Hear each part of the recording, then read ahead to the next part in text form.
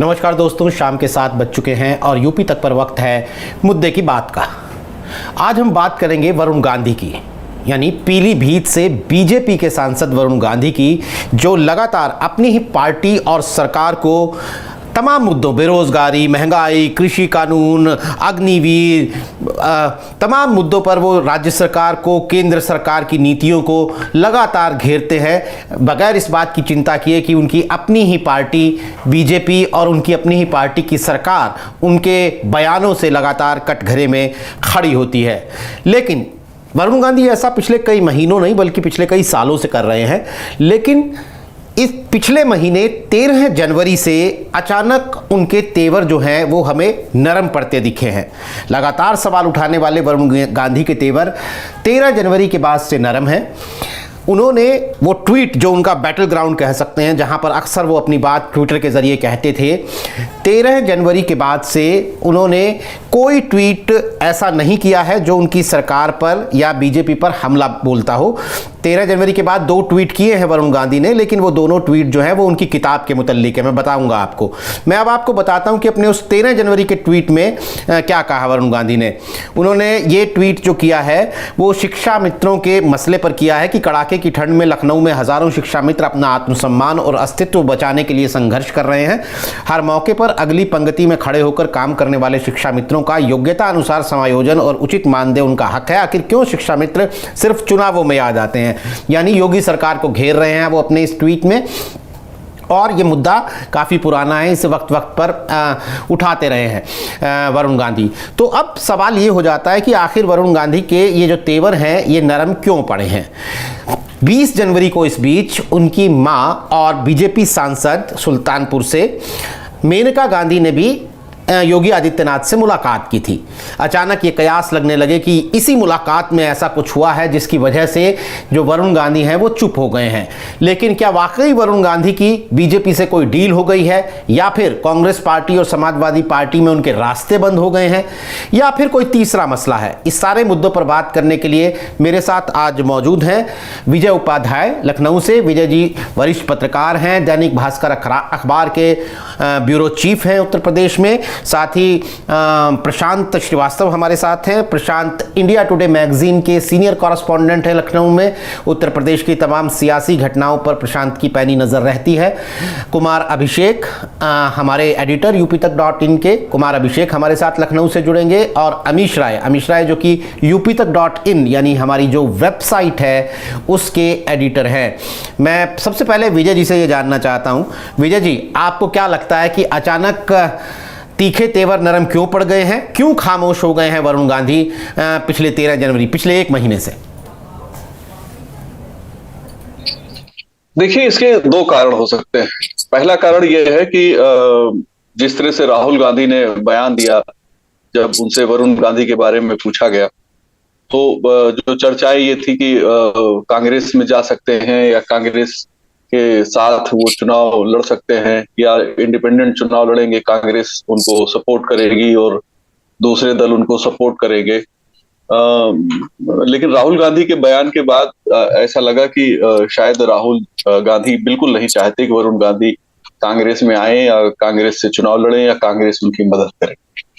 दूसरी बात यह है कि भारतीय जनता पार्टी अपने जिताऊ कैंडिडेट्स को बिल्कुल भी खोना नहीं चाहती है। वरुण गांधी ने जिन मुद्दों पे को उठाया वो ज्यादातर नीतिगत मुद्दे हैं, और किसी भी डेमोक्रेटिक पॉलिटिकल पार्टी में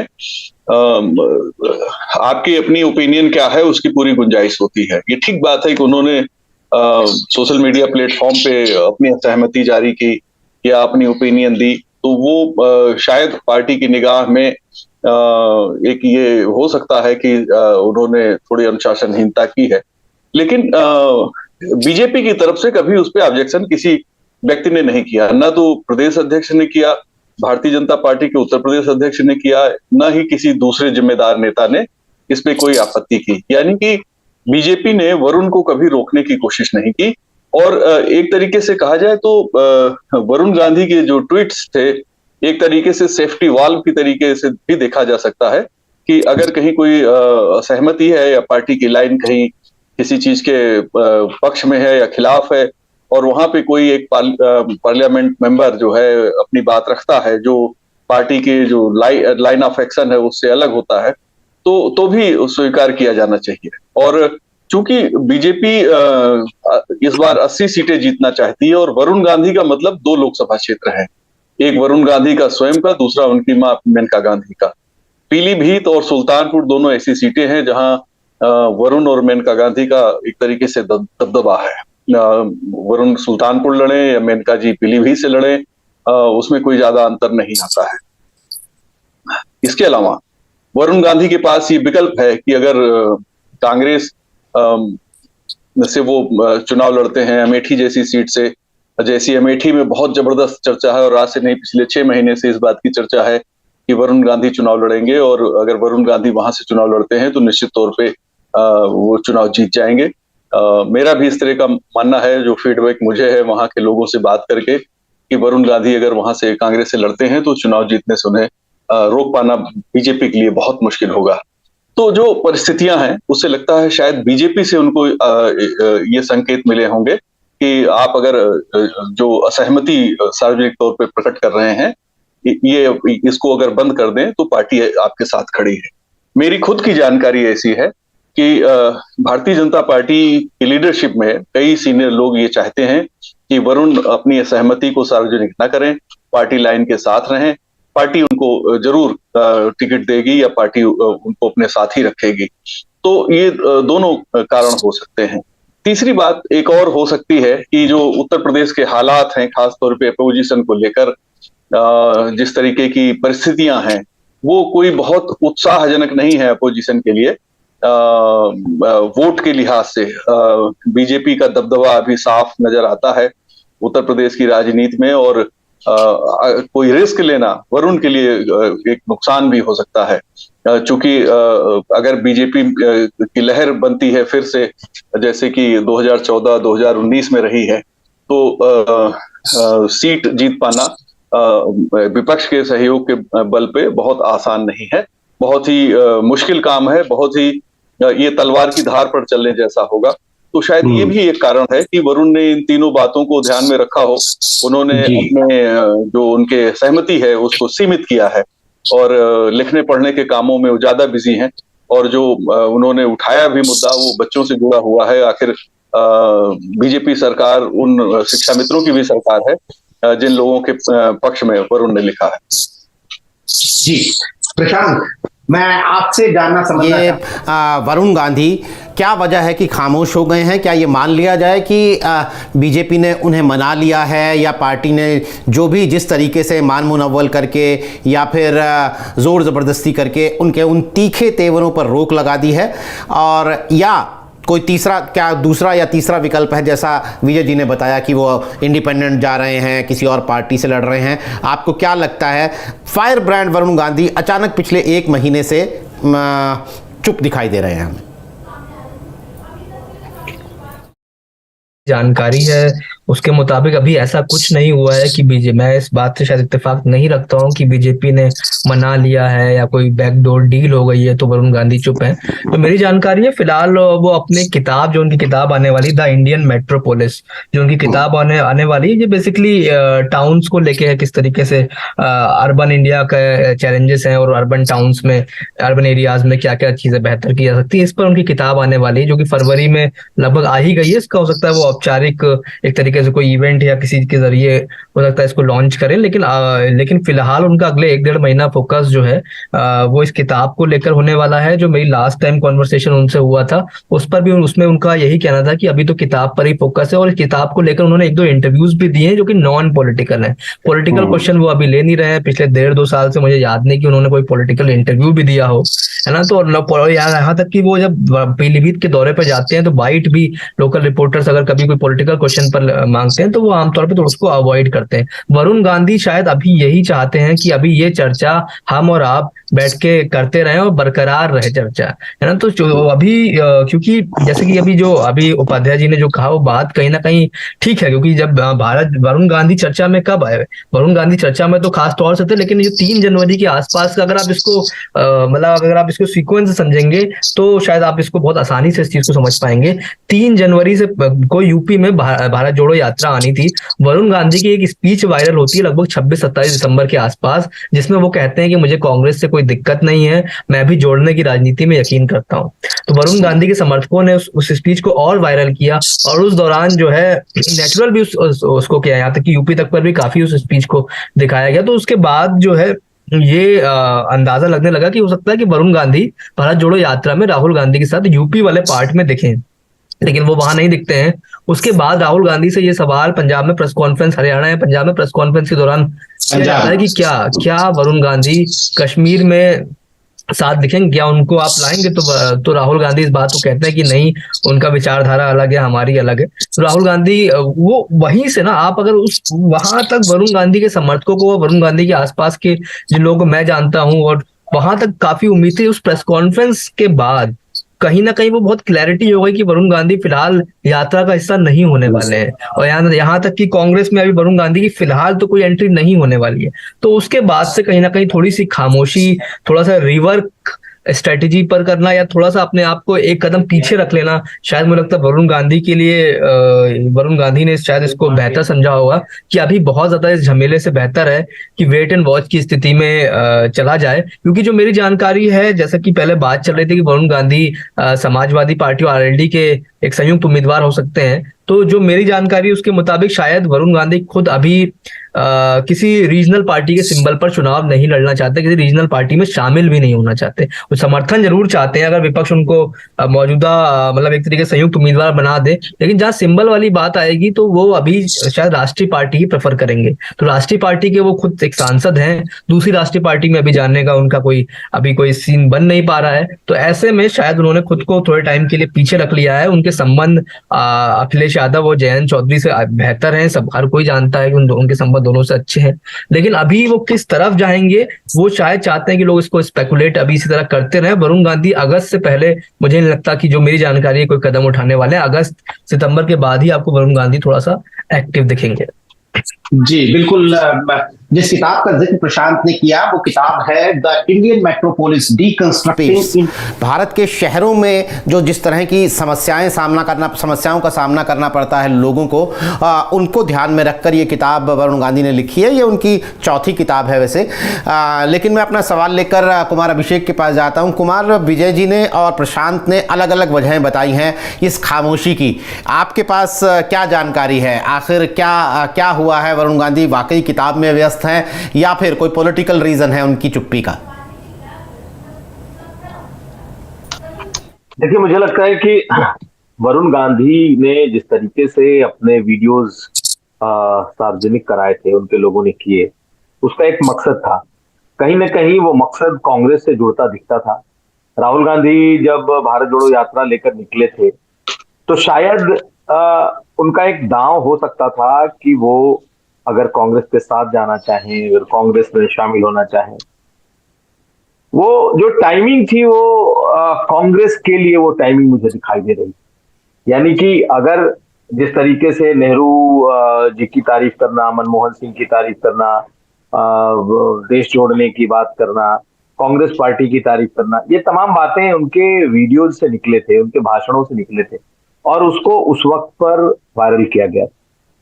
लेकिन मुझे लगता है कि जब राहुल गांधी से यह सवाल पूछा गया और राहुल गांधी ने एक तरीके से उन्हें स्नब किया पूरी तरीके से कि गले लगना तो ठीक है, वो मैं गले लगा सकता हूं, लेकिन उनके साथ जा नहीं सकता, वो हमारे साथ आ नहीं सकते, क्योंकि हमारी और उनकी विचारधारा बिल्कुल अलग है। आरएसएस की उनकी विचारधारा है। तो आप देखें, जब से राहुल गांधी ने ये लाइन ले ली कि वो अब कांग्रेस में उनके दरवाजे बंद हैं, मुझे लगता है उसके बाद से ही धीरे धीरे जितनी तेजी से वो वीडियोस निकले थे, उतनी ही तेजी से ये चुप्पी भी सामने आ गई। उनके लिए जो बात अभी प्रशांत कह रहे थे कि वो राष्ट्रीय पार्टी के सिंबल पर चुनाव लड़ना चाहते हैं, अगर उनकी इच्छा है, तो अगर वो बीजेपी से नाराज है, जिस तरीके से उनके बयान पिछले दिनों आए हैं, वो हम लोग लगातार देख रहे हैं। किसान आंदोलन के वक्त से ही उनके बयान थे, किसानों के समर्थन से लेकर के बेरोजगार, तमाम बेरोजगारी पर उनके समर्थन, उनके वक्तव्य थे। तो राष्ट्रीय पार्टी में अगर उनका बीजेपी के अलावा अगर कोई दूसरी राष्ट्रीय पार्टी अभी फिलहाल है तो वो कांग्रेस है। कांग्रेस उनका परिवार है, गांधी परिवार के, और गांधी परिवार ने दरवाजे बंद कर लिए, तो उनके पास जो स्ट्रेटजी बचती थी वो यही कि या तो चुपचाप अपने को खामोश करें, वक्त देखें और वक्त की नजाकत को देखते हुए फिर कोई अपनी चाल चले। इसी दौरान जो मुलाकात हुई मेनका गांधी और योगी आदित्यनाथ की, दरअसल ये कोई शेड्यूल मुलाकात, वन ऑन वन मीटिंग नहीं थी। ये एक योगी आदित्यनाथ सभी मंडलों के सांसदों और विधायकों से मिल रहे थे। उसी क्रम में जब सुल्तानपुर का नंबर आया तब उनकी ये मुलाकात हुई, और उस मुलाकात को इस तरीके से देखना कि ये किसी मामले को सुलझाने के लिए या ट्रूस के लिए ये मुलाकात है, मैं नहीं इसको उस तरीके से देखता। लेकिन इस मुलाकात के मायने हैं, क्योंकि हो सकता है बहुत सारे लोगों ने मुलाकात की, कुछ लोगों ने मुलाकात न भी की हो, मेरी जानकारी नहीं है। लेकिन मेनका गांधी से मुलाकात का मतलब मैं ये नहीं देखता कि कोई उनसे संदेश भिजवाया गया, लेकिन एक जरूर बीजेपी की तरफ से संदेशा भिजवाया गया है, और वो संदेशा ये है कि एनफ इज एनफ। या तो आप निश्चित तौर पर पार्टी की लाइन पर रहें, या फिर आगे 2024 में फिर बीजेपी नहीं सोचेगी। और एक मुझे लगता है कि चाहे मेनका गांधी हो या वरुण गांधी, इनके साथ एक मजबूरी है। दोनों लोग बीजेपी के टिकट पर सांसद हैं, और दूसरी पार्टियों के लिए दोनों को सांसद बनाना बहुत मुश्किल है। और जो बात विजय जी भी कह रहे थे कि कहीं ना कहीं जो हवा का रुख है वो भांपने की एक कोशिश उनकी हो सकती है, लेकिन हमें नहीं भूलना चाहिए वरुण गांधी भी कह सकते हैं कि उनकी ये खामोशी हो सकता है तूफान के पहले की भी खामोशी हो जाए, यानी कि जब वो उन्हें ये लग जाए कि अब उनके पास वापसी का रास्ता नहीं है, तो फिर इसी तरीके के बयान और वीडियो सामने आए। लेकिन मुझे लगता है कि एक मैसेज भिजवाया गया है, हो सकता है वो मैसेज मेनका गांधी तक पहुंचा हो और उसके बाद से ये खामोशी है जो दिखाई दे रही। लेकिन इसके लिए मैं सबसे बड़ा जो मेरा मानना है वो वजह ये है कि राहुल गांधी ने जिस तरीके से बिल्कुल मना कर दिया, और उसके बाद आप देखें इतना कुछ कहने के बाद भी अखिलेश यादव या फिर अगर आप देखें तो जयंत चौधरी, इनका कोई बयान इनके समर्थन में नहीं आया। तो वरुण गांधी सब कुछ बोलते हुए भी कहीं अकेले पड़ गए थे, और शायद उनकी खामोशी या चुप होने की वजह यही हो कि कहीं वो और अकेले न पड़ जाए। जी विजय सर, मामला जो वरुण गांधी का चल रहा है, तो हम लोग जो इस बात का जिक्र कर रहे हैं कि राहुल गांधी ने जो पंजाब में वरुण गांधी को साथ लाने से मना कर दिया, तो सवाल मेरा इस पर यह है कि राहुल गांधी के बहुत ऐसा करने से बहुत पहले से वरुण आक्रामक है। प्रदेश सरकार पर भी वो आक्रामक लंबे समय से है, केंद्र सरकार पर भी वो लंबे समय से आक्रामक है। तो वरुण जैसा जो चाइल्ड पॉलिटिशियन, जो एक जमाने में इस तरह की भी की बात होती थी कि वरुण गांधी उत्तर प्रदेश के मुख्यमंत्री तक बन सकते हैं, जब वो भाजपा में काफी सक्रिय थे, वो उनके जैसा राजनीतिक, आपको क्या लगता है कि बिना कोई योजना बनाए पिछले 1 साल से सरकार पर हमलावर रहा होगा? क्योंकि ज्वाइनिंग तो सर एक दिन का मसला है ना, कि जिस दिन वरुण पत्ते खोल देंगे कि आज हम समाजवादी पार्टी के साथ, उस दिन पत्ता खुल जाएगा। लेकिन वरुण का जो हमला करने का पैटर्न रहा है अपनी सरकारों का, ये कोई 1-2 महीने पुराने का पैटर्न नहीं है। लखीमपुर खीरी में हिंसा से लेकर उससे पहले भी अगर आप जाएंगे तो एम्प्लॉयमेंट, बैंकिंग को लेकर जो करप्शन फ्रॉड के जो मामले आए उनको लेकर वरुण गांधी लगातार हमलावर रहे। महंगाई का मुद्दा आ जाए, शिक्षक भर्ती को लेके आप खुद ही कह रहे थे, तो क्या बिना किसी योजना के ऐसा कर रहे थे? देखिए, परिस्थितियां जो देखी जाए तो वरुण जी के लिए 2019 से लोकसभा चुनाव के बाद बहुत बड़ा बदलाव आया। खासतौर पे ना तो मेनका जी केंद्रीय मंत्रिमंडल में गई और ना वरुण गांधी को वहां लिया गया। ऐसा बताया गया कि शायद मेनका जी ने, हालांकि इसकी पुष्टि नहीं है, अपुष्ट जानकारी है, वो जो चर्चाएं हैं राजनीतिक गलियारों में, कि मेनका गांधी जी ने कहा कि मैं मंत्री नहीं बनूंगी, आप वरुण गांधी को बनाइए, और सरकार ने वरुण को नहीं बनाया और मेनका भी नहीं बनी।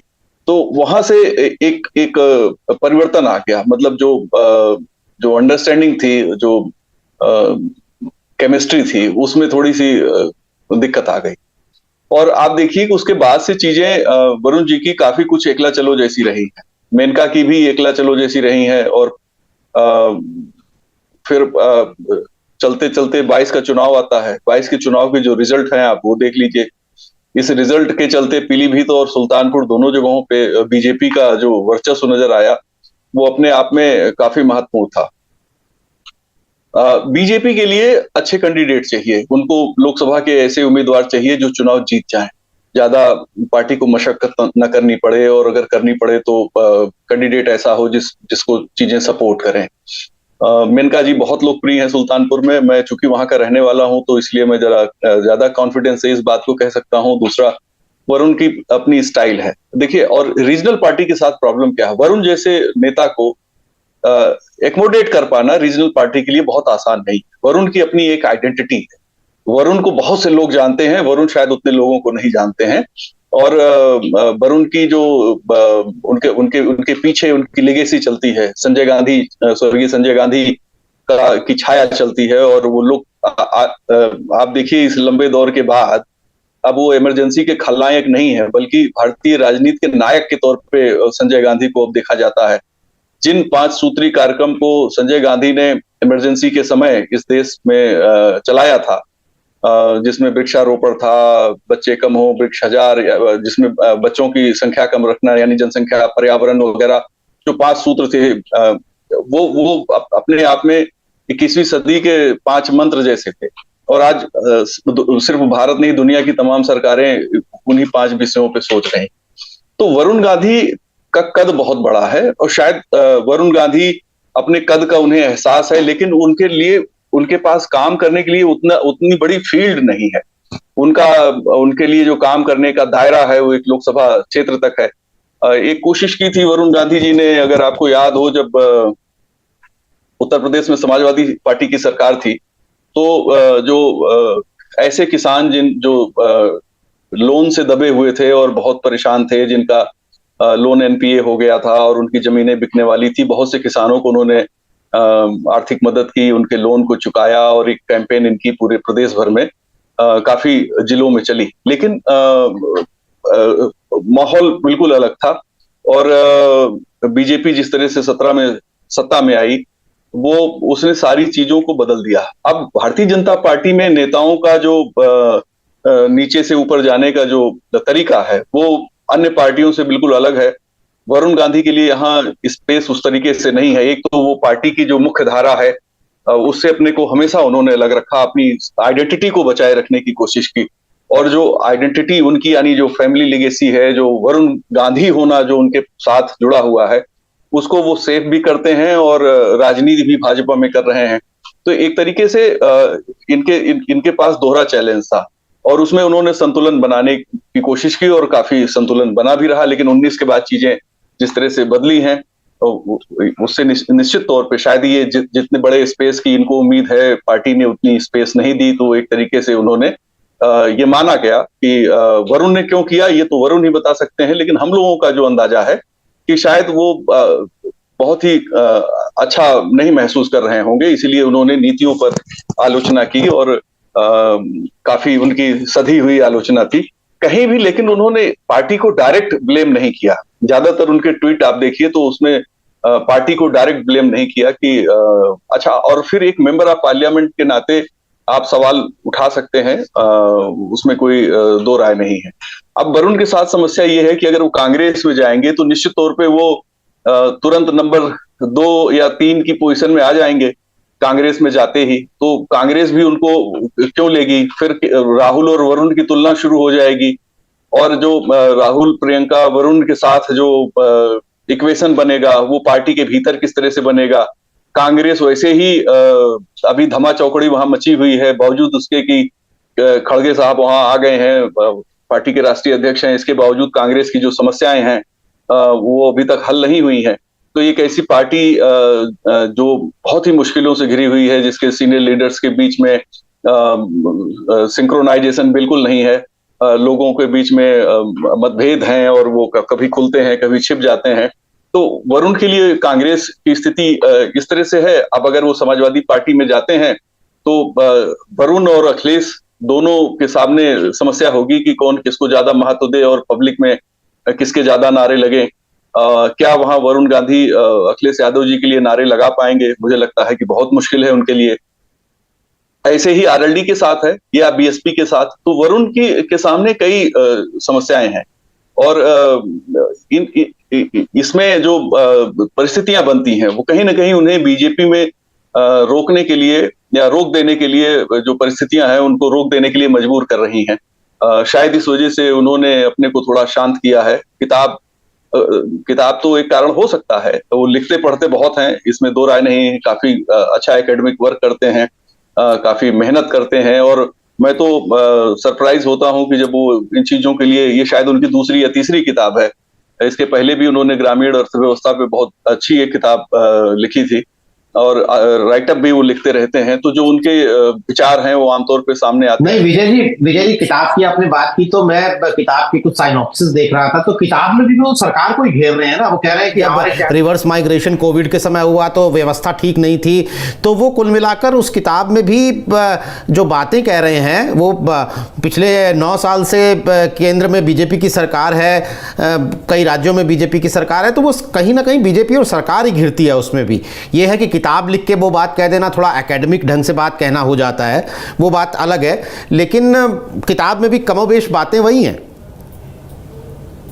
तेवर वही है। मेरा कहने का मतलब है किताब में एकेडमिक मतलब है। हाँ। जी जी जी जी बिल्कुल सही है। देखिए एकेडमिक वर्क तो होना ही चाहिए, कोई भी राजनीतिक दल शायद इसको मना नहीं करेगा, और जो समस्याएं थी अगर उसे एड्रेस किया जाए तो उसमें कोई मुश्किल नहीं है। आखिर नीति आयोग यही काम तो करता है। अगर कोई मेंबर ऑफ पार्लियामेंट अपनी किताब के जरिए सरकार के सामने मुद्दे रखता है और इस देश में शहरों के डेवलपमेंट के लिए जो परिस्थितियां हैं, जिस तरीके से शहर हैं, मेरा तो पर्सनल ऐसा मानना है कि सरकार को तय करके फेज वाइज शहरों को डिमोलिश करके रिकंस्ट्रक्ट करना चाहिए, जैसे चीन ने किया है, क्योंकि हमारे जो शहर हैं ये 21वीं सदी की चुनौतियों के लिए बिल्कुल नहीं बने हैं। और जिस तरह कोरोना और दूसरी संक्रामक रोगों के दौर शुरू हुए हैं, मुझे लगता है आने वाले दिन में आप देखिए ना कि क्या हालात हैं। आप कहीं भी हाइजीन मेंटेन करना कितना डिफिकल्ट है, सीवर और सड़कों का कितना बुरा हाल है।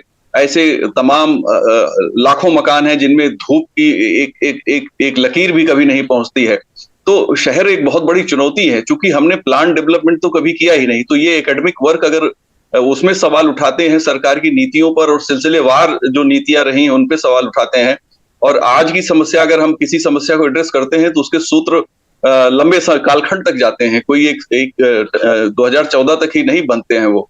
तो ये उठाना कोई उतनी बड़ी बात नहीं है। लेकिन मेरी जो बीजेपी के कुछ एक बड़े नेताओं से बात हुई थी वरुण जी को लेकर या मेनका गांधी जी को लेकर, तो मेनका जी से तो बीजेपी के बड़े नेताओं को कोई दिक्कत और दुविधा नहीं है, लेकिन वरुण जी के बारे में जरूर उन नेताओं ने कहा कि हम इनको साथ रखना चाहते हैं, बशर्ते कि वो जो आलोचना कर रहे हैं उसको कम कर दें।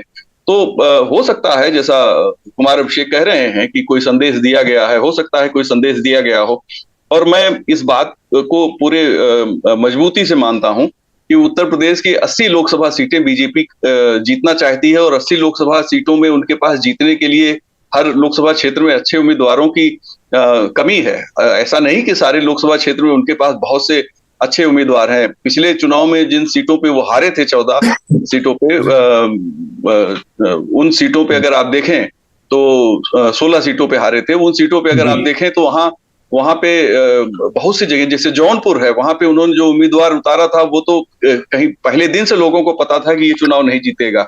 इस तरह से बहुत सी क्षेत्रों में इनके साथ सीट भी हार गई थी बीजेपी। जी जी, तो वो वहां भी उम्मीदवार की ही दिक्कत पेश आई थी कि अच्छा उम्मीदवार ना होना। तो बीजेपी अपने अच्छे उम्मीदवार को खोएगी, मैं ऐसा नहीं सोचता हूं, क्योंकि बीजेपी सिर गिनेगी कि कितनी सीटों पे कितने सिर जीत के आए हैं। वो ये नहीं देखेगी कि किसने हमारी नीतिगत आलोचना की है। कोई पार्टी के खिलाफ न धरना हुआ, न प्रदर्शन हुआ, न पार्टी पे डायरेक्ट अटैक किया गया। हाँ, नीतियों पे अटैक वरुण ने किया है, तो इस लिहाज से उनके बीजेपी में बने रहने की गुंजाइश ज्यादा मुझे नजर आती है। अब पार्टी उनके साथ किस तरह से डील करती है बिटवीन भाजपा और वरुण के बीच होगा, लेकिन वरुण बीजेपी छोड़ना चाहेंगे या बीजेपी में रहना चाहेंगे ये तो वरुण को ही तय करना है। लेकिन मैं ऐसा मानता हूं कि विधानसभा चुनाव के बाद जो परिस्थितियां बदली हैं और जिस तरह से उत्तर प्रदेश में किसी बड़े अलायंस की संभावना नहीं है, बड़े अलायंस में सपा बसपा कांग्रेस जैसी पार्टियां एक साथ नहीं आने की स्थिति बन रही है या अभी कोई संभावना नहीं दिख रही, तो इसमें रिस्क लेना होगा विपक्ष से चुनाव लड़ना। तो इस रिस्क को क्या इसको मीट आउट कर पाएंगे वरुण गांधी? तो ये सारी बातें हैं किसी भी एक गंभीर राजनेता के लिए जो लंबी रेस का घोड़ा हो और जो बहुत पोटेंशियल लीडर हो। ठीक बात है कि उन्हें अभी उनके काम की जो क्षमता उनकी जो है वो साबित करने के लिए उनके पास अभी कोई ऐसा प्लेटफॉर्म नहीं मिला है, लेकिन अगर मिलेगा तो निश्चित तौर पे वरुण गांधी जो तेजी उनमें है, जो जिस तेजी से वो काम करना चाहते हैं, शायद कभी उनको मौका मिलेगा तो हम लोग उस पर भी चर्चा कर सकते हैं। लेकिन वो मिलेगा कहाँ? मिलेगा तो या तो बीजेपी में मिलेगा या कांग्रेस उनको देगी। कांग्रेस ने दरवाजे बंद करते हुए, साफ राहुल गांधी दरवाजे बंद करते हुए नजर आए। उन्होंने आरएसएस का जिक्र करके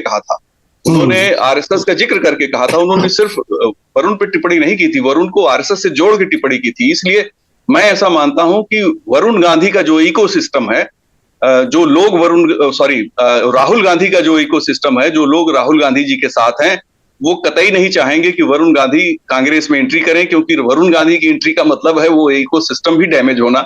वहां बहुत सी चीजें ऐसी हैं जो शायद वरुण गांधी को एक्सेप्ट न कर पाए और न वरुण उनको एक्सेप्ट कर पाएंगे। तो एक दिक्कत इस स्तर पे भी एक दिक्कत है। जी प्रशांत जी, जैसा विजय सर बोल रहे हैं कि वरुण गांधी के सामने सबसे बड़ी चुनौती सियासी कैलकुलेशन की है कि आखिर वो क्या गणित सोचे या क्या गणना करे अपनी सियासत को आगे बढ़ाने की। और ये भी कह रहे हैं वो कि बीजेपी नहीं चाहेगी कि उनका एक विनिंग कैंडिडेट जो है, जो पोटेंशियल कैंडिडेट है, जो जीत सकता है, वो 2024 के चुनाव में उनका साथ छोड़े। लेकिन ये तो बीजेपी का चाहना हुआ ना। वरुण गांधी को भाजपा में रहकर कुछ हासिल तो होता नजर नहीं आ रहा। और जब तक करंट लीडरशिप बीजेपी की मजबूत है, तब तक वरुण गांधी और पहले तो मेनका गांधी को भी कुछ मिल रहा था, अब उनको भी नहीं मिल रहा है। तो यानी करंट लीडरशिप से वरुण गांधी का कोई सामंजस्य बैठता नजर नहीं आ रहा है। ऐसी स्थिति में वरुण के पास विकल्प तो फिर सीमित ही है ना, सपा या कांग्रेस। दूसरी बात कि वरुण गांधी के जो राहुल गांधी ने कहा, जैसा विजय सर कह रहे हैं कि संघ से जोड़कर और उनके एंट्री के रास्ते बंद कर दिए राहुल गांधी ने, लेकिन वरुण का एक रिश्ता, ऐसी चर्चा होती है कि प्रियंका गांधी से भी है और प्रियंका से ज्यादा फ्रेंडली है वरुण बनस्पत राहुल के।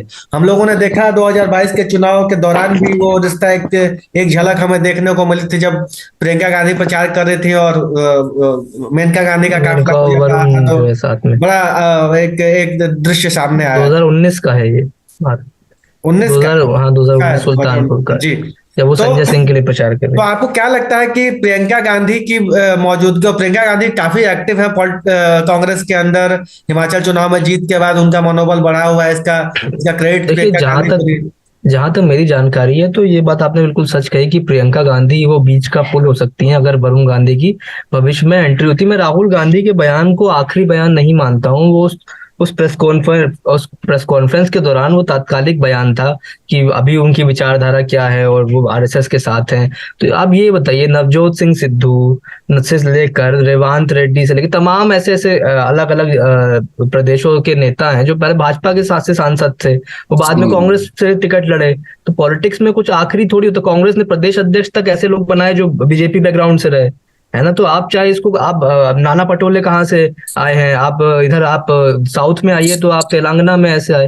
तो ऐसे कई ऐसे नेता हैं कांग्रेस में जो बीजेपी से आए और पॉलिटिक्स में ये सब होता रहता है। वरुण गांधी को लेकर जो मुझे बयान है, मैं बिल्कुल एग्जैक्टली बिल्कुल एग्री करता हूँ जो विजय उपाध्याय जी ने बात कही कि वो राहुल गांधी के आसपास का जो इकोसिस्टम है, यानी कि कुछ लोग हैं जो नहीं चाहते हैं कि वरुण गांधी की एंट्री हो, क्योंकि उन्हें लगता है कि कहीं ना कहीं वरुण गांधी फिर हेडलाइन ग्रैबर एक तरीके से यूपी के पार्ट में तो कम से कम हो ही जाएंगे। और वरुण गांधी एक राष्ट्रीय पर्सनालिटी हैं तो नेशनल मीडिया भी उनको दिखाएगा। और कहीं ना कहीं राहुल गांधी को शायद ये थ्योरी बता दी गई है कि ऐसे में परिवारवाद के आरोप बढ़ जाएंगे और इस तरह की चीज हो जाएंगी। शायद मुझे लगता है कि ये एक आध दो कारण हो सकते हैं। लेकिन वरुण गांधी को लेकर अगर दूसरा एंगल देखें तो यूपी में कांग्रेस अगर लेती है तो कांग्रेस के लिए ये फायदे का ही डील होगा, क्योंकि आप देखिए ना, यूपी में आपने सब कुछ ट्राई कर लिया, लड़की हूं लड़ सकती हूँ, 40% वोट टिकट आपने महिलाओं को दिया, सारे एक्सपेरिमेंट ट्राई कर लिए, प्रियंका गांधी को प्रभारी बना के देख लिया, सबको सब कुछ ट्राई कर लिया, अब आपने दलित एक अध्यक्ष भी दे दिया यहाँ पे।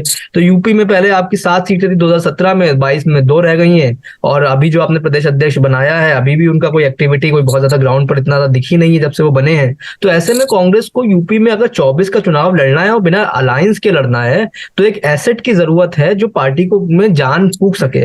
आप सब कुछ ट्राई कर चुके हैं, अब आपके पास यूपी को लेकर कोई ऐसा प्लान बड़ा अभी यूपी के पास नहीं। यूपी में अगर कांग्रेस की स्थिति आज की स्थिति में देखा जाए तो कांग्रेस गेम का हिस्सा ही बहुत ज्यादा नहीं रही है। बसपा ने फिर भी अपने प्रदेश अध्यक्ष को बना दिया और एक स्ट्रेटेजी क्लियर कर ली कि वो दलित मुस्लिम पॉलिटिक्स पर आगे बढ़ेगी।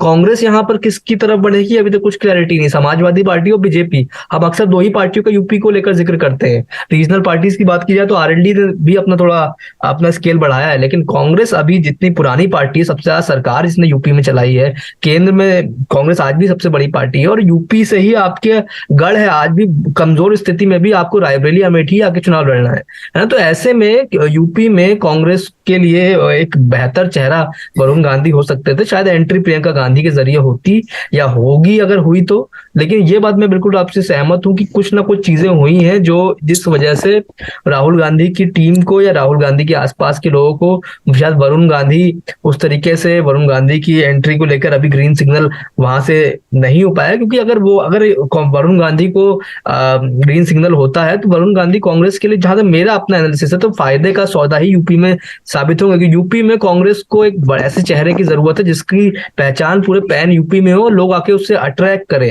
मतलब प्रियंका गांधी के ऊपर संगठन की दूसरी जिम्मेदारी भी है। प्रियंका गांधी अन्य प्रदेशों के भी आपने देखा होगा कि जितने भी झगड़े हैं सुलझाती रहती है, कभी छत्तीसगढ़ का, कभी राजस्थान का, कभी पंजाब का, है ना। तो ऐसे में तो जो मेरी जानकारी है तो ये एक अहम बात आपने बोली कि प्रियंका गांधी बीच का पुल साबित हो सकती है। लेकिन जो अभी लग रहा है उस हिसाब से तो कहीं ना कहीं जो बात हो रही थी वो शायद रुक गई है, और अभी अगस्त सितंबर से पहले आने वाले टाइम में इसमें कुछ नहीं होने वाला। जिस तरीके से माहौल होगा उस तरीके से चीजें आगे बढ़ेंगी। जी कुमार सर, जैसे हम लोग बात कर रहे हैं, जब मुलायम सिंह यादव जी का निधन हुआ था तो वरुण गांधी उन पहले नेताओं में से एक थे जो पहुंच गए अखिलेश यादव को संबल और ढांढस बंधाने, और तस्वीर काफी वायरल हुई थी। और इस तरह का भी जिक्र किया था कि अखिलेश के साथ वरुण के आपसी ट्यूनिंग बड़ी जबरदस्त है। तो जिस तरीके से विजय सर का कहना है कि बीजेपी को विनर्स की तलाश है कि हमारे खेमे में एक भी सीट कम ना हो, वही तलाश तो आज के समय में कांग्रेस, सपा और बसपा को भी है। उनको भी तो जिताऊ कैंडिडेट चाहिए। तो अब जबकि वरुण ने इतनी खुलेआम सियासत की थी अपनी सरकार को घेरने की, प्रदेश से लेकर केंद्र तक, तो ऐसी क्या वजह है कि वरुण में पोटेंशियल भी है, जीतने का मादा भी रखते हैं, उसके बावजूद जो कहा जाए कि दरवाजे खोल के स्वागत करने की स्थिति ना सपा में दिख रही है ना कांग्रेस में दिख रही है? क्या ऐसी आपको कौन सी वजह समझ में आती है? अभिषेक जी से पहले मैं इसका एक जवाब अगर दे दूं एक सेकंड के लिए बस।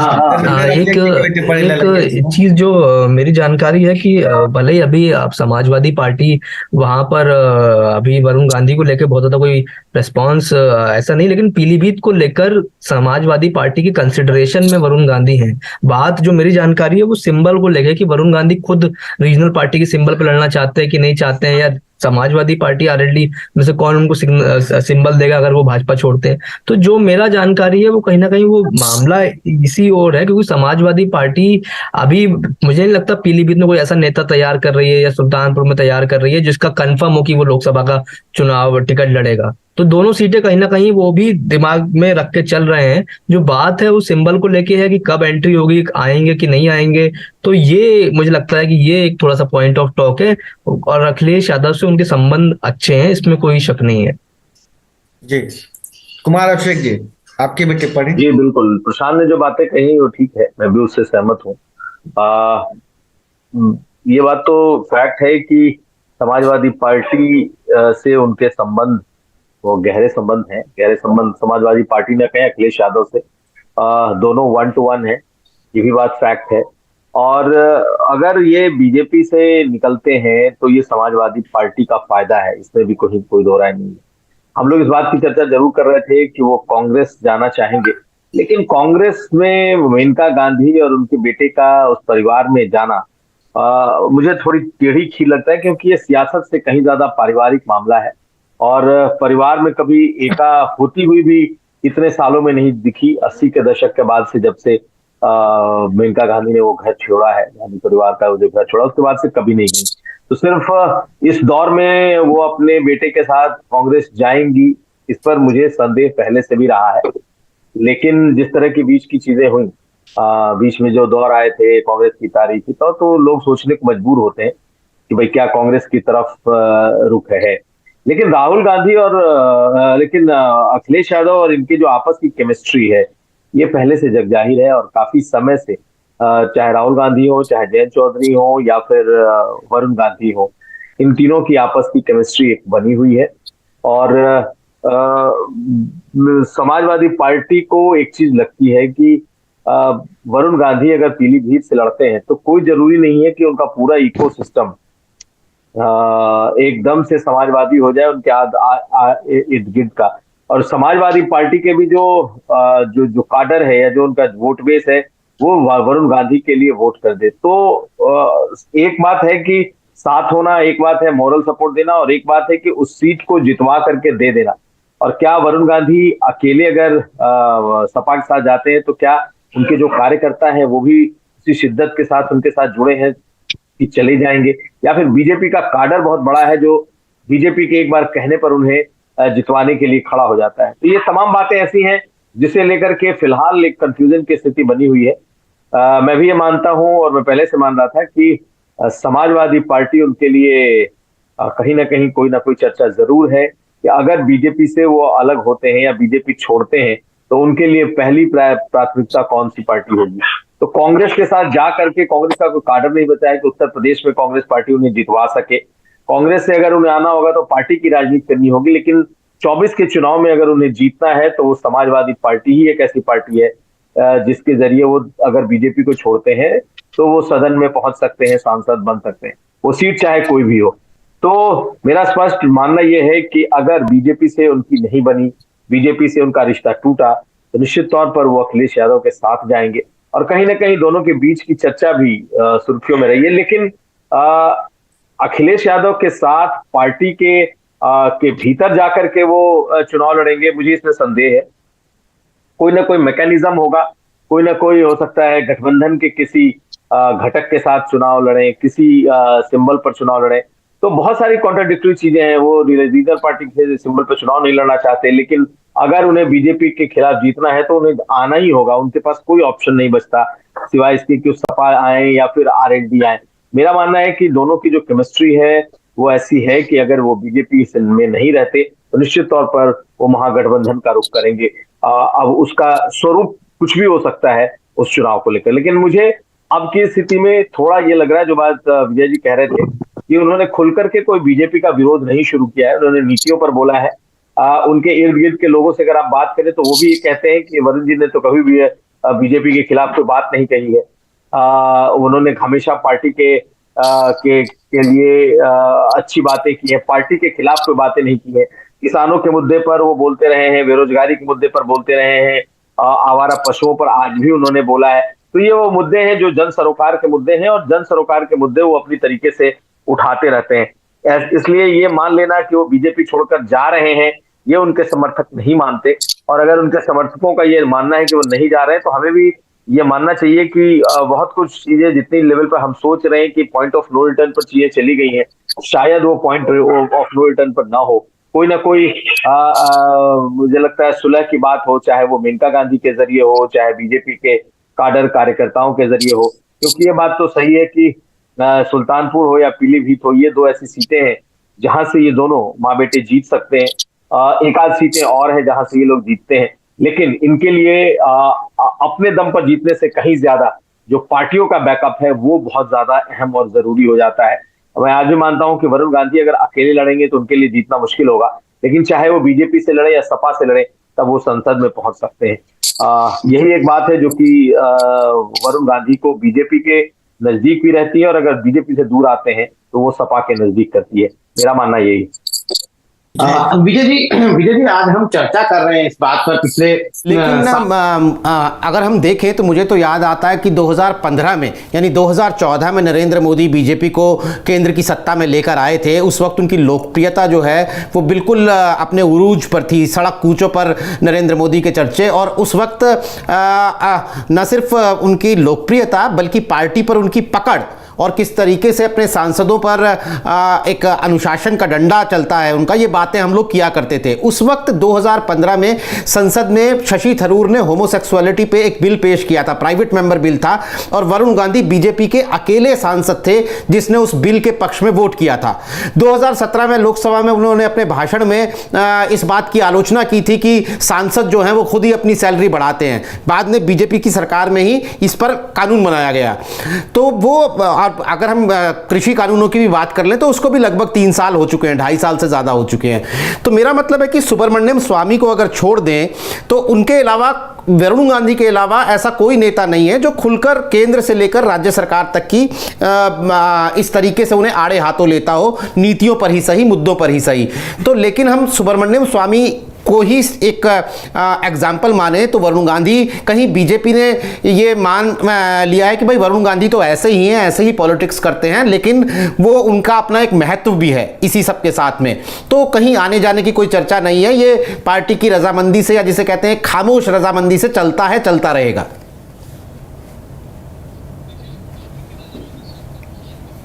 शायद नहीं है, लेकिन इससे पार्टी को कोई सीधा नुकसान नहीं है। और सुब्रमण्यम स्वामी का आपने जो जिक्र किया, तो वरुण से तो बहुत बहुत बहुत आगे उन्होंने बहुत कुछ कहा है और सीधे लीडरशिप पे अटैक किया। वरुण ने लीडरशिप की नीतियों पे अटैक किया, लीडरशिप पे अटैक नहीं किया है। परोक्ष रूप से कह सकते हैं वो कि हमला है, खासतौर पे कई बातों का। और लेकिन बीजेपी असहज नहीं हुई कभी, और अगर बीजेपी असहज होती तो कम से कम उत्तर प्रदेश भाजपा के अध्यक्ष ने कभी कोई बात कही होती वरुण को लेकर, या कोई उनको चिट्ठी दी होती, या उनसे बुला के बात किया होता। कभी कोई ऐसी स्थितियां नहीं रही। देखिए, वरुण गांधी एक ऐसे परिवार से हैं जो पूरे भारत में जाना जाता है, और जितना हिस्सा अगर वरुण क्लेम करें, उन्होंने क्लेम नहीं किया। बाय द वे, जिन परिस्थितियों में तब वरुण बहुत छोटे थे, और जिस समय मेनका जी ने अपने को अलग किया, सोनिया और मेनका जी में जब दूरी बनी इंदिरा जी के न रहने के बाद, तो इसके बावजूद जनता का प्यार वरुण के लिए हमेशा रहा। और वरुण को हमेशा ये माना जाता रहा कि इंदिरा जी के जो राजनीति में उत्तराधिकारी थे संजय गांधी, उनके पुत्र हैं। उनके न रहने पे राजीव गांधी राजनीति में आए थे। तो भारतीय जो लोग हैं, जो ऐसे जो परिवार के लोगों को राजनीति में देखना पसंद करते हैं या पीढ़ियों से जुड़ते हैं, उसमें वरुण गांधी की कहीं कोई कमजोर इमेज नहीं है। इनकी इमेज बहुत स्ट्रांग है। और मुझे तो ऐसा लगता है कि वरुण की जो इनकी जो क्षमता है, खासतौर पे इनकी जो इनकी बुद्धिमानी है, जो राजनीतिक समझ है, और जो मुद्दों को लेकर ये बात करते हैं, ये शायद इतना तेज होना भी इनके लिए एक डीमेरिट है। राजनीति में ज्यादा तेज होने पर जो आपका लीडरशिप है वही आपसे थोड़ा अलर्ट रहने की कोशिश करता है, मौके कम देता है या मौके देता ही नहीं है। ये एक राजनीति में वसूल है, सिद्धांत है जो परंपरागत तौर पे चलता है।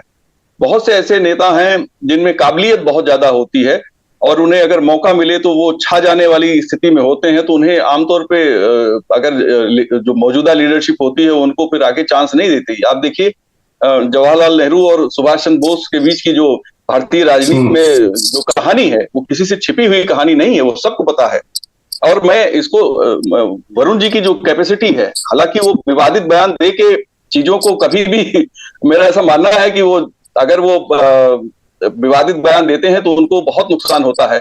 पीलीभीत में भी एक बयान उन्होंने दिया था अपने पहला लोकसभा चुनाव जब वहां से लड़ रहे थे, आपको याद हो, जिसमें उन्हें अरेस्ट भी किया गया था। अभी उसके बाद भी कई बार ऐसे बयान उनके आए हैं चुनाव वगैरह के समय में। और जब ये सुल्तानपुर से 14 में लड़ रहे थे तो वहां पे भी लोगों ने आरोप लगाया कि वरुण तो अपने कदकाठी पे चुनाव लड़ रहे हैं, पार्टी की लीडरशिप को उतना ध्यान नहीं देते। मुझे जहां तक याद है कि शायद प्रधानमंत्री जी की रैली भी वहां 14 में नहीं हुई थी सुल्तानपुर में। तो वरुण का अपना एक ऑरा है, और वरुण उस ऑरा के साथ अपनी सियासत कर रहे हैं, और शायद यही उनके लिए मुश्किल पैदा करती है, क्योंकि वरुण को अगर एक्सेप्ट करना है तो उनके पूरे इकोसिस्टम के साथ, या उनके विचारों के साथ, या जो उनकी क्षमता है उसके साथ आपको एक्सेप्ट करना पड़ेगा। नहीं तो आप तटस्थ रहिए, मेंबर ऑफ पार्लियामेंट बने रहिए, आपको मेरा ऐसा मानना है कि अगर वरुण केंद्रीय मंत्रिमंडल में होते तो शायद उस विभाग की चर्चा पॉजिटिव निगेटिव दोनों सेंस में सबसे ज्यादा होती है। शायद मोदी जी इस बात को जानते थे, इसीलिए शायद, या फिर जो और भी कारण, कोई और भी कारण हो सकते हैं। लेकिन वरुण की क्षमता में कोई शक नहीं है, वरुण की राजनीतिक स्टाइल में कोई कंप्रोमाइज नहीं है, लेकिन चीजें उनके अनुकूल अभी मिली नहीं है। अब वो अगर किसी दूसरी पार्टी को चुनते हैं, जैसे समाजवादी पार्टी को चुनते हैं, तो वहां उनका स्पेस क्या होगा, कितनी तरीके से काम करेंगे। अब मैच्योर पॉलिटिशियन है वरुण गांधी, अब वो एकदम से फ्रेश युवा पॉलिटिशियन नहीं है कि पहली बार के मेंबर ऑफ पार्लियामेंट हो और उनको सीखने की जरूरत हो। और राहुल और वरुण का हम जो अमेठी में लोग जिक्र करते हैं कि वरुण ने कभी नहीं कहा कि भैया मैं अभी राजनीति सीख रहा हूं, लेकिन राहुल जी के बयान ढेर सारे अमेठी में लोग बताते हैं कि वो तो कहते थे कि मैं अभी सीख रहा हूं राजनीति में। 2008-9 तक के उनके बयान है कि मैं अभी राजनीति सीख रहा हूं, लेकिन वरुण जी ने कभी ये नहीं कहा कि मैं राजनीति सीख रहा हूं।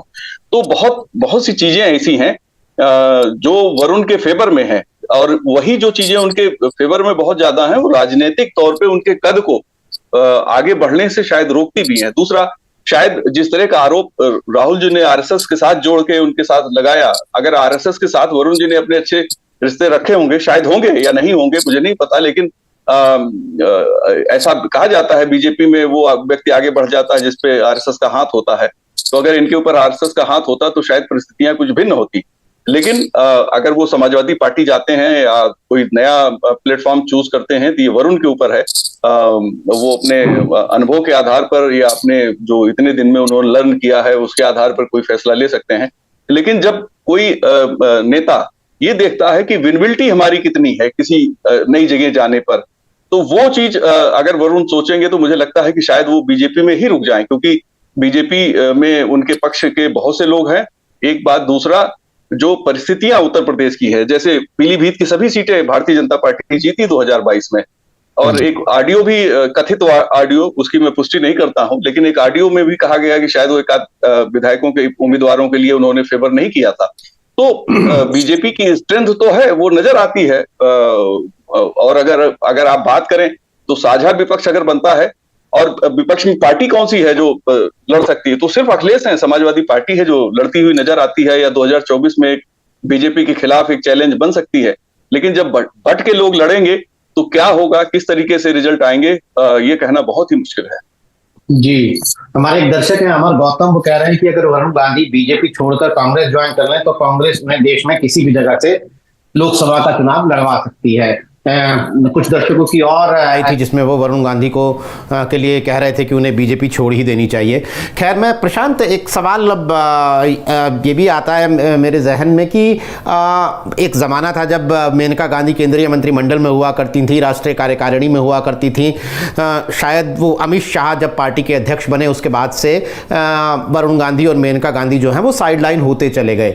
तो क्या वरुण गांधी को ये भी तो पता होगा ना कि भाई इन तीखे तेवरों, ये स्टाइल ऑफ पॉलिटिक्स भले ही हो, लेकिन बीजेपी जैसी पार्टी में इनके साथ कोई पद नहीं मिल सकता। मतलब इस तरह के तीखे तेवरों वाले नेता को कोई मंत्री बना दे केंद्र में बीजेपी, या कोई और बड़ा ओहदा दे दे, वो नहीं हो सकता। तो वो ये मानकर चल रहे हैं कि भाई मुझे अपने स्टाइल में ही पॉलिटिक्स करनी है, मुझे ओहदे से कोई मतलब नहीं है। या फिर ये भी है कि उम्र उनके साथ है, 42-43 साल उनकी उम्र है, जो कि पॉलिटिक्स में कुछ भी नहीं होती है। उन्हें ये लग रहा है कि भाई अभी ये उम्र तो है जो इमेज बनाने की है, पद वद जो है, ओहदे वोहदे जो है वो बाद में लेते रहेंगे।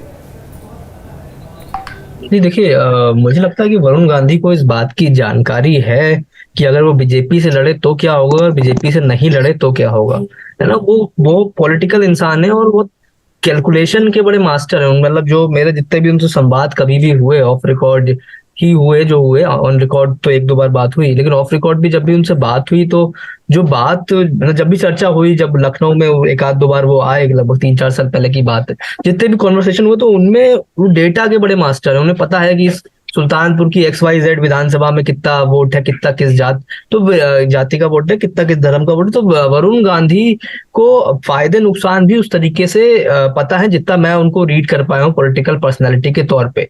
जो बात विजय उपाध्याय जी ने कही, बिल्कुल ठीक कही कि कई बार आपका बहुत ज्यादा एक तरीके से तेज होना या आपका बहुत ज्यादा जानकार होना भी पॉलिटिक्स में नुकसान हो जाता है ना, कई बार, क्योंकि और आज की स्थितियों में कहीं ना कहीं हर पार्टी में यस मैन कल्चर ही धीरे धीरे बढ़ा है। पिछले, चाहे आप सत्ता दल की बात करें चाहे विपक्षी दल की बात करें, यहाँ यस मैन ही हर जगह टिक पा रहे हैं। खासतौर से बड़े नेताओं के आसपास जितने नेता हैं वो सभी यस मैन वाले ही इमेज के लोग हैं। तो ऐसे में वरुण गांधी जैसे पर्सनैलिटी के लिए को एडजस्ट कर लेना ये किसी भी दल में आसान नहीं है और किसी भी बड़े नेता के लिए आसान नहीं है, क्योंकि हालांकि वो एसेट जरूर है, एसेट वो भाजपा के लिए भी हो सकते हैं, एसेट वो विपक्ष किसी दल के लिए हो सकते हैं, कांग्रेस के लिए तो हो ही सकते हैं।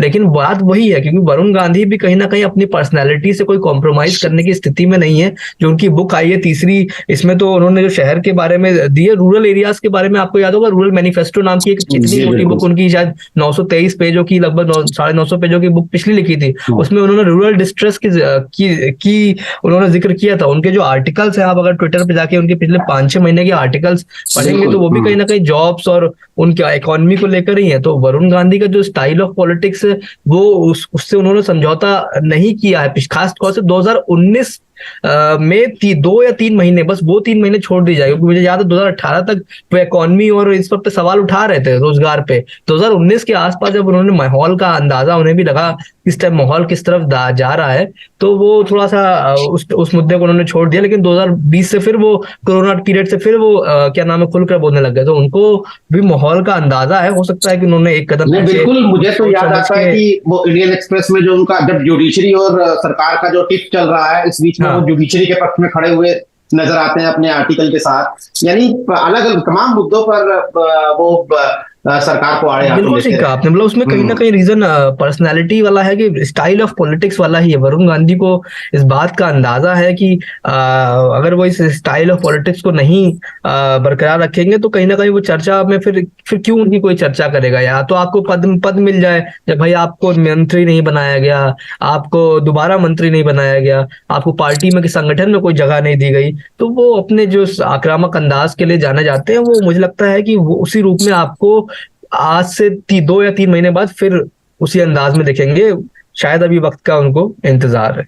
जी कुमार अभिषेक सर, मैं आपसे एक टिप्पणी लेता हूं कि जैसे गांधी सरनेम को लेकर अक्सर बात करते हैं हम लोग, अभी संसद में भी इसका जिक्र हो गया राहुल गांधी के संदर्भ में, तो हम लोग देखते हैं कि एक तरफ सोनिया गांधी, राहुल गांधी, प्रियंका गांधी को ये गांधी सरनेम जहां पॉलिटिकल पावर देता है, वहीं वरुण गांधी के लिए क्या ये गांधी सरनेम उनके राजनीति के आगे के रास्तों को बंद करने वाला साबित हो रहा है क्या?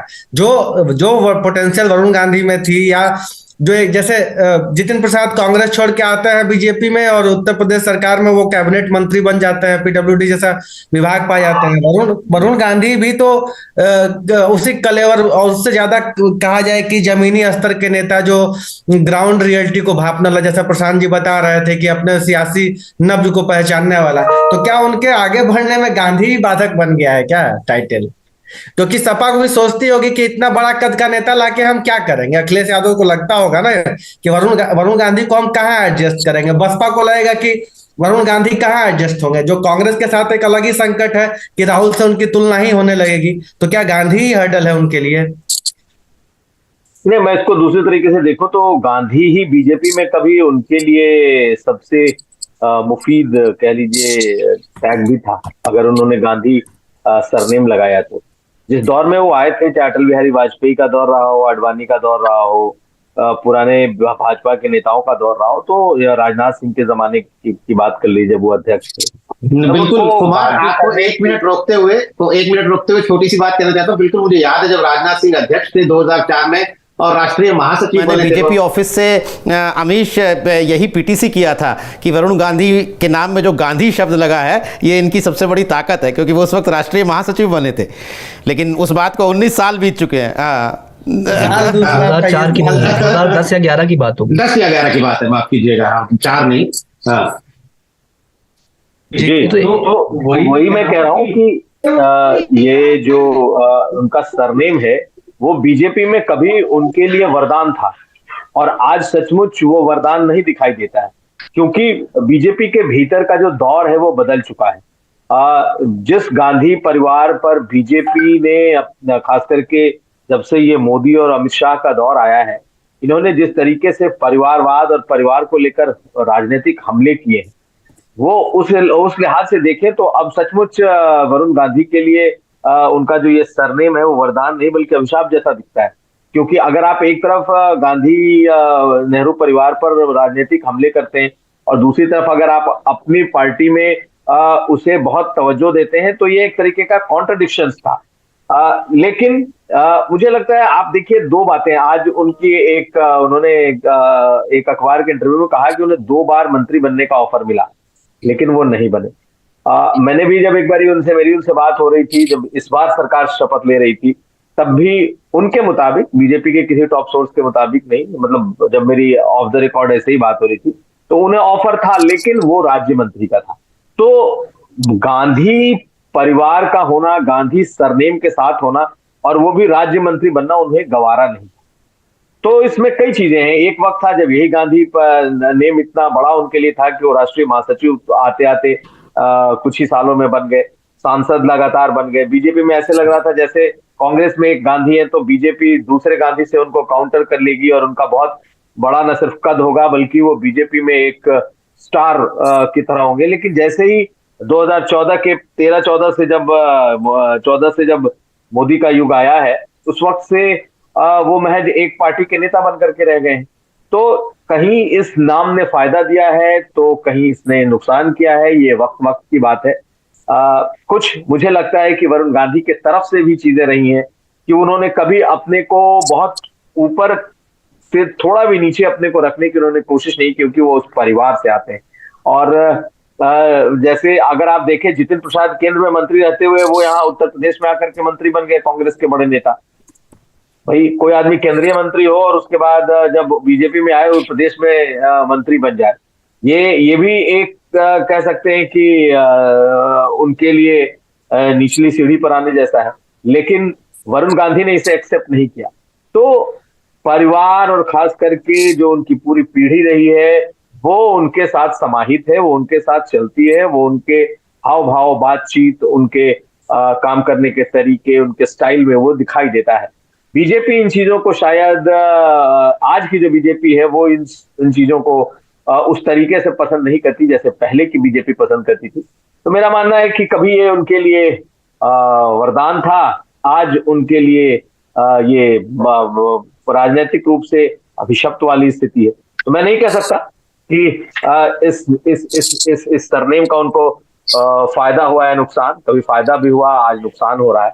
लेकिन वरुण गांधी अपने जिस स्टाइल के लिए जाने जाते हैं, तो हो सकता है एक वक्त फिर आए तो उनको इस नाम का फायदा भी मिल जाए।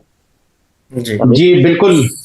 तो दोस्तों, हमने पूछा था कि क्या बीजेपी के साथ बने रहेंगे वरुण गांधी, तो इस सवाल के जवाब में लगभग आधा 44% लोगों ने कहा है, हमारे दर्शकों ने कहा है कि हाँ वो बीजेपी के साथ बने रहेंगे। 56% लोगों को लगता है कि नहीं, अब बीजेपी के साथ वरुण गांधी की आगे का रास्ता नहीं है और वो बीजेपी छोड़ देंगे। तकरीबन आधे लोगों का ये मानना है कि वो रहेंगे या नहीं रहेंगे। खैर, आज कार्यक्रम में शिरकत करने के लिए विजय उपाध्याय जी, प्रशांत कुमार, अभिषेक, अमीश, आप सभी का बहुत बहुत शुक्रिया। तमाम दर्शकों का आभार। आज के लिए नमस्कार।